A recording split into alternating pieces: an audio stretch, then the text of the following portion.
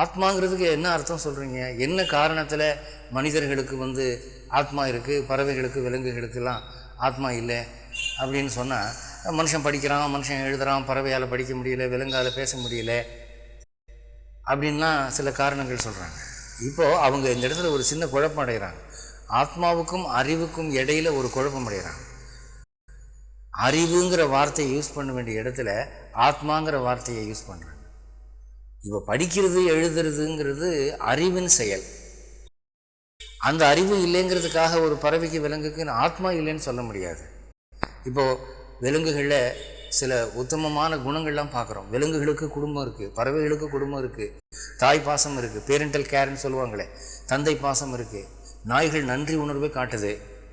நாய்கள் தனக்கு சாப்பாடு போட்டவனை பரிச்சயம் பண்ணிக்குது, புரிஞ்சுக்குது, அவனுக்கு வாலாட்டுது. அந்நியன் வந்தால் அவனை பார்த்து குறைக்குது. இதெல்லாம் என்ன? அப்போ அவர்களுக்கும் உணர்வுகள் இருக்குது. அந்த விலங்குகளுக்கும் பறவைகளுக்கும் கூட அன்பு, பாசம், நன்றி உணர்வு, குடும்ப உணர்வு இதெல்லாம் இருக்குது. அதை வெளிப்படுத்த வன்மை இல்லை. இந்த லிபி பேச்சு வன்மை வேணால் இல்லாமல் இருக்கலாம். அவைகளுக்கும் பாஷை இருக்குது, பறவைகளுக்கும் பாஷை இருக்குது. ஒரு காக்கா செத்த உடனே ஒரு குரல் கொடுக்குது, எல்லா காக்கையும் ஓடி வந்துடுதே. ஒரு எறும்பு ஒரு இனிப்பு பண்ணத்தை பார்த்தா வேகமாக ஓடி போய் கொஞ்ச நேரத்தில் மற்ற எறும்புகளை கூட்டிகிட்டு வந்துடுதே. பறவைகளுடைய கீச்சு கீச்சுங்கிற ஒலியிலே பறவைகள் பேசிக்கொள்ளுகின்றன, ஒரு அச்ச உணர்வை தெரிவிக்கின்றன. விலங்குகளுக்கும் அது இருக்குது. விலங்கு ஒரு மாதிரி சத்தம் போட்டால் சரி, புலி வந்துருச்சு, சிங்கம் வந்துருச்சுன்னு எல்லாம் பயந்து ஓடுது. அவைகள் பேசிக்கொள்ளுகின்றன, அவைகள் புரிந்து கொள்ளுகின்றன.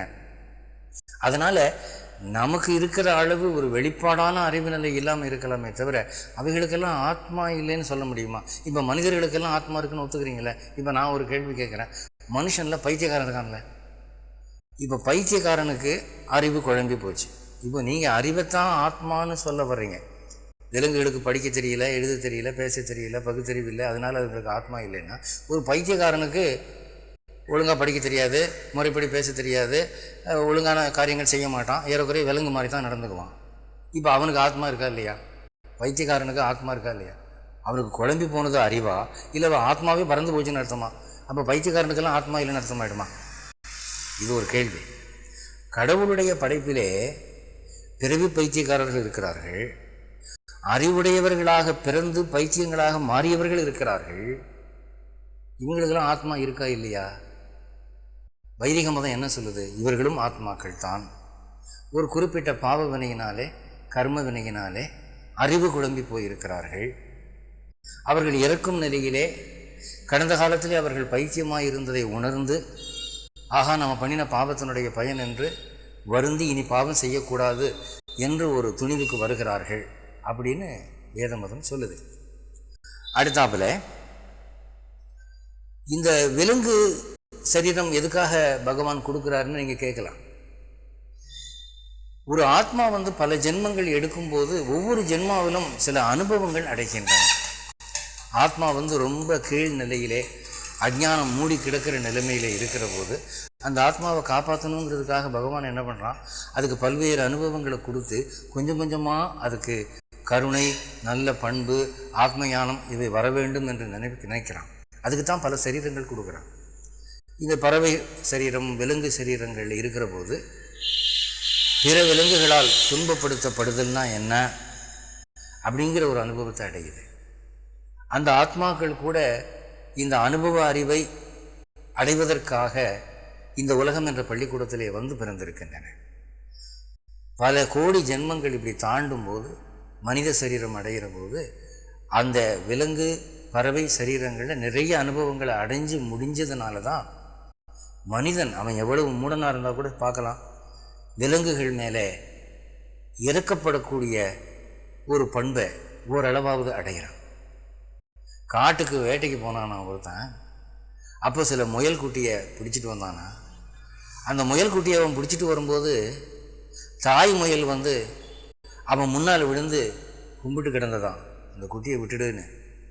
விலங்குகளை கொன்று சாப்பிடுகிற அந்த வேட்டைக்காரனுக்கு அந்த தாய் முயலுடைய தாய் பாசத்தை பார்த்து இறக்கம் அந்த குட்டியை விட்டுட்டான் அப்படின்னு வைஷ்ணவ சம்பிரதாயத்தில் ஒரு கதையெல்லாம் சொல்லுவாங்க. அப்போ விலங்குகளை கொல்லக்கூடிய வேட்டைக்காரனுடைய மனசிலே ஒரு விலங்கை பார்த்து இரக்கம் ஏன் ஏற்படுது அப்படின்னு சொன்னால், அவன் பூர்வ ஜென்மங்களிலே விலங்கு பறவை நிலையில இருந்து பிறவற்றால் கொல்லப்படுவது என்ன, பிறவற்றால் துன்பப்படுத்தப்படுவது என்னங்கிறத உணர்ந்திருக்கிறான். அதுதான் அந்த பறவை நிலையிலையும் விலங்கு நிலையிலையும் இந்த ஆத்மா அடையக்கூடிய அனுபவம். படிப்படியாக அனுபவம் அடைஞ்சு தான் இந்த ஆத்மா ஒவ்வொரு சரீரமாக முன்னேறி கொண்டு போகிறது அப்படின்னு சொல்லலாம். சரி, மனிதர்களில் பார்க்குறோம், ஒருத்தன் கஷ்டப்பட்டு சம்பாதிக்கிறான், அதை வேறொருத்தன் அனுபவிக்கிறான்.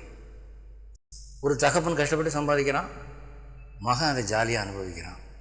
அல்லது ஒருத்தன் கஷ்டப்பட்டு சம்பாதிக்கிறான், அந்த சொத்து ஏதோ ஒரு காரணத்தினால வேறொருத்தனுக்கு போயிடுது, அதை அவன் அனுபவிக்கிறான்.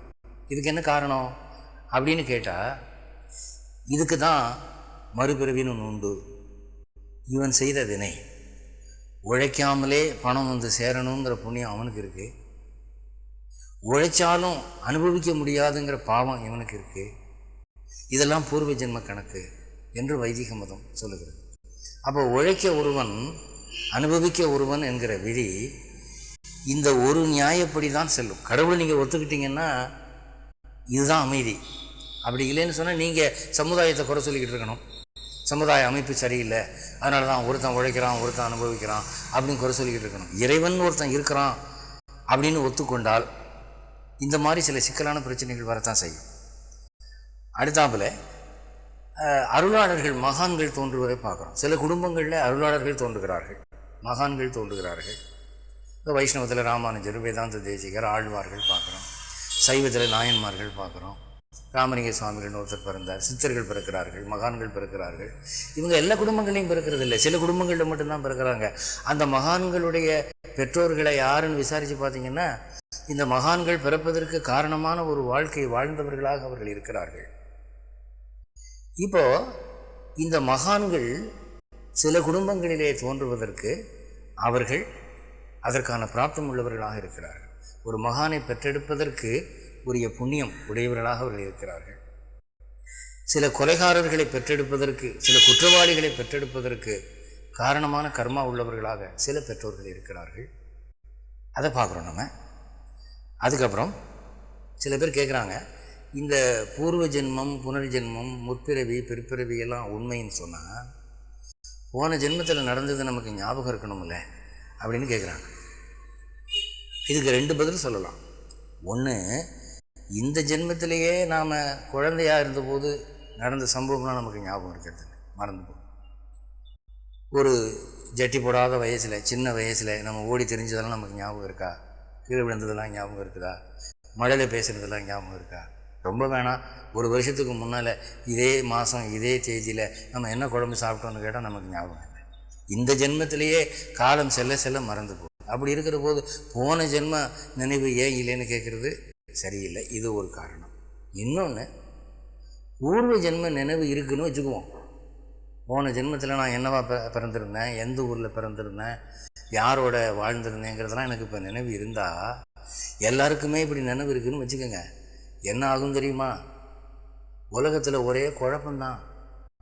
இப்போ நான் ஒரு சினிமா தியேட்டருக்கு போகிறேன், போகிற போது ஒரு தம்பதிகளை பார்க்குறேன், ஒரு கணவன் மனைவியை பார்க்குறேன்.